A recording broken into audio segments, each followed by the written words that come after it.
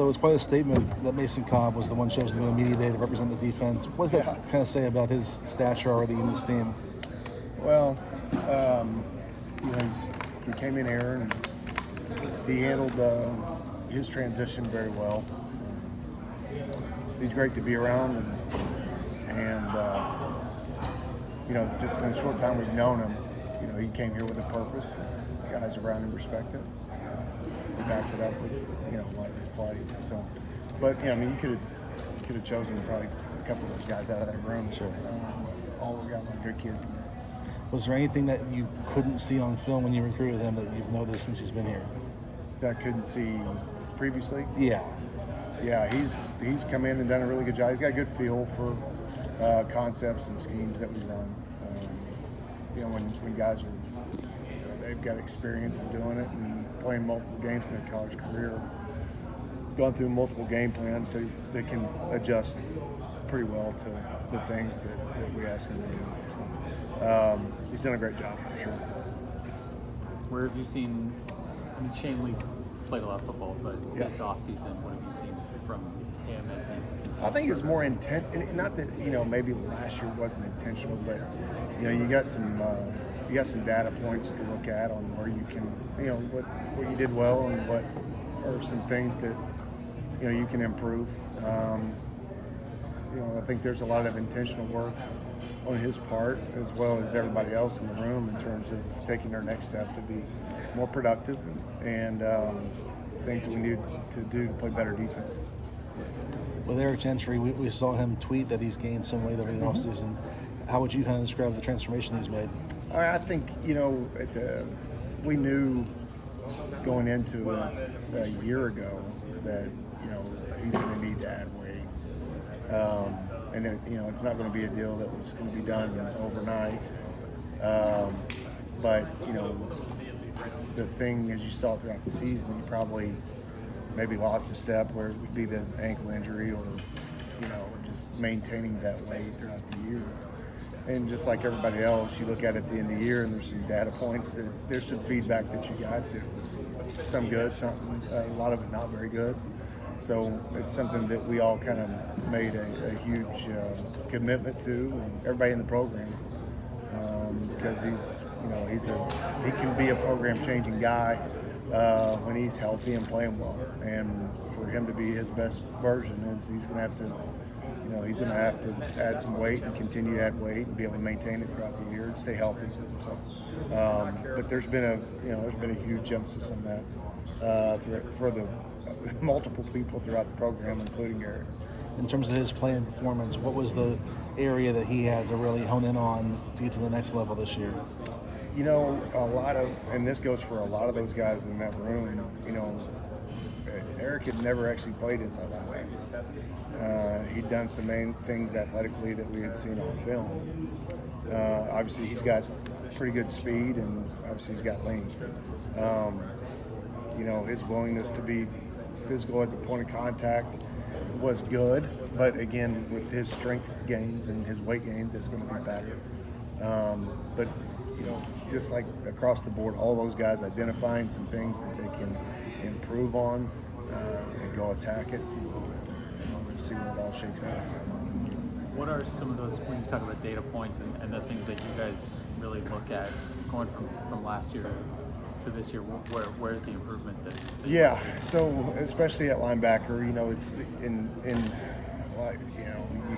you can go as far as you want with it, but did you have a guy in position to make the play? Was it if you didn't have a guy in position to make a play, then we need to look at what we're doing. And then, but if you do have a guy to make in position to make a play, why didn't he make the play? Is there something going on in his head? Is there maybe a gray area on a coaching point? Is there a lack of trust in fundamentals?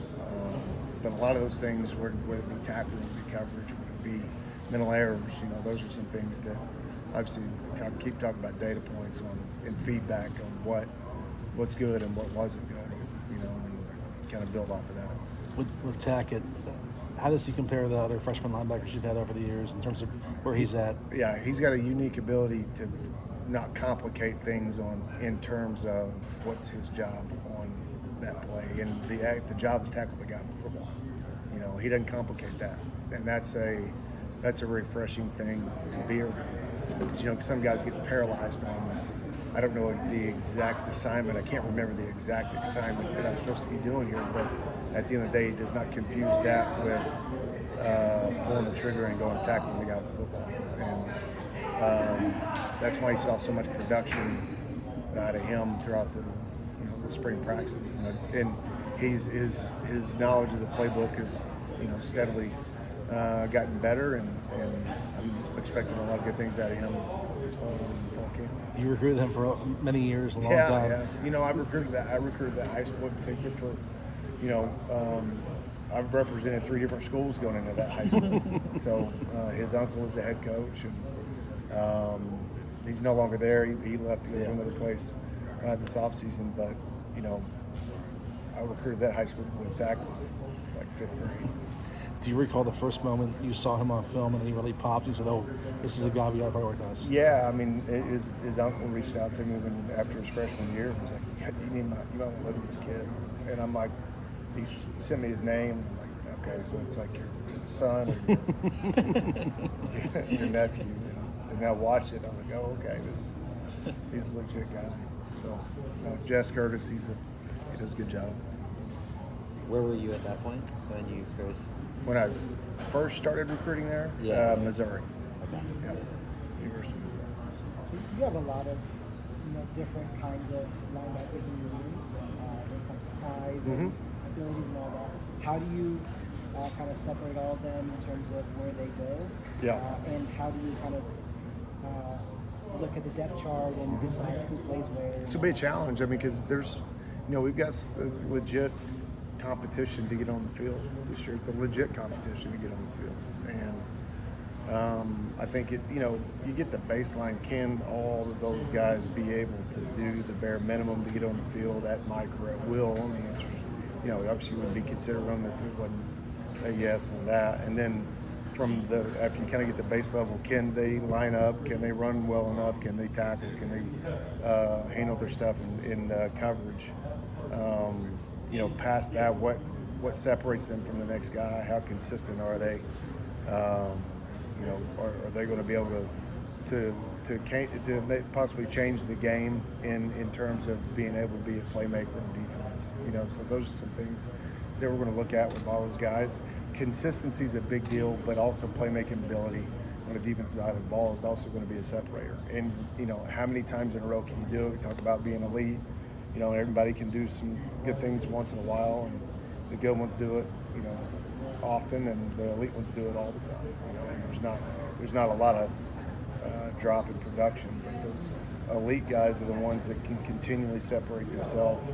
They have some sort of dominant trait to be able to separate, them from my athletic ability, something like that. You know what I'm saying? So anything that it kind of becomes evident throughout practices. How would you characterize how Eric Gentry kind of handled this offseason? Throughout the year last year, and kind of by the time we got towards the end of the year, he did a really good job of absorbing the playbook. He's pretty football smart, and he'll be able to kind of to go back and forth between Mike and Will. There's some scenarios you would love to have him, as a boundary overhang and with his wingspan. There's some other times you'd like to have him in the middle of the field and take some things away. But again, they're fairly interchangeable in terms of Mike and Will and what we can do with those positions. But obviously with his skill sets, there's some things that you'd like to see him do, and there's some things that maybe some other guys in the room might be a little bit better than him. Is there, when you have those two guys, that you want guys with different skill sets to kind of complement each other, or similar skills? I think they all kind of have. I mean, there's different there's different at the highest level of what they can do. There's some different abilities there, but for the most part, we're looking for. You want playmakers out there, guys that be consistent, go play hard. What seemed to be a pivotal year for Rajon Davis? Yeah, for sure. Where is he at in his development? Rajon has done a great job since we've gotten here. When we got here in year and a half ago, he was just kind of there. He's a little bit immature as a freshman, and he was kind of almost a little bit lost in terms of coaching change and all that. But he's done a really good job over the past, especially the last half of the season, and be able to earn the right to be able to get on the field. He had a ton of reps in special teams a year ago, which was very valuable for him to continue his growth. There was an investment made on our part as a staff to be able to continue to develop him as an inside linebacker, and it showed some dividends this spring. He had a really good spring. I'm very confident in Trojan to be able to go out and again, he's going to be in that group of guys that's going to compete. How consistent can he be on a day-to-day basis? I don't question any kind of work ethic with him. I think he works hard. I think he plays hard. But how consistent can he be in practice, and can he separate himself through making plays within those practices? Grinch told us it was the first time he's ever gone back and not only looked at game film from last season, but practices from last fall. Yeah. What does that kind of just say for the way you guys felt coming off of last year and what you had to do to find the answers? Well, I think that, I think you got to put your priority in playing really good defensive football.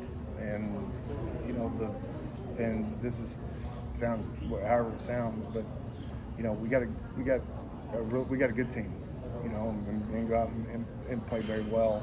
But our objective, and I know how that sounds, but our main objective as a defense needs to be 11 guys playing great defense. It doesn't need to be about just winning the game, because you saw last year a lot of times when we had the game probably in hand, it was the worst that we played. And in the linebacker room, we talk about playing good football, and it doesn't matter if it's 6 a.m. when we start practice. It doesn't matter if we win 40-0. Doesn't matter if we're getting beat. Doesn't matter if we've had a bad game or you've missed a couple tackles.